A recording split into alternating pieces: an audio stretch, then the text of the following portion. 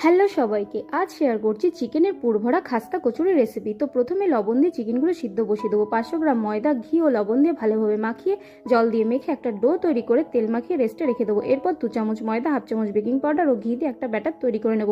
এরপর কড়াইতে তেল গরম করে পেঁয়াজ কুচি, রসুন কুচি, লঙ্কা কুচি, লবণ, কাঁচা লঙ্কা বাটা, সিদ্ধ চিকেন কিমা দিয়ে সামান্য দুধ দিয়ে ঢাকনা বন্ধ করে কিছুক্ষণ রান্না করে নিয়ে ভাজা জিরের গুঁড়ো, গোলমরিচ গুঁড়ো অ্যাড করে নামিয়ে নেব।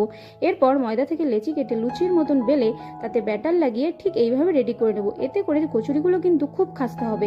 আবারও হালকা করে বেলে মাঝখানে চিকেনের স্টাফিংটা দিয়ে চারপাশ থেকে এইভাবে ফোল্ড করে 2 হাতের সাহায্যে প্রেস করে মোটামুটি কচুরির আকারে বানিয়ে নিতে হবে।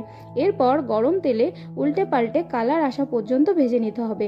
ব্যাস, সুপার টেস্টি খাস্তা কচুরি একদম রেডি।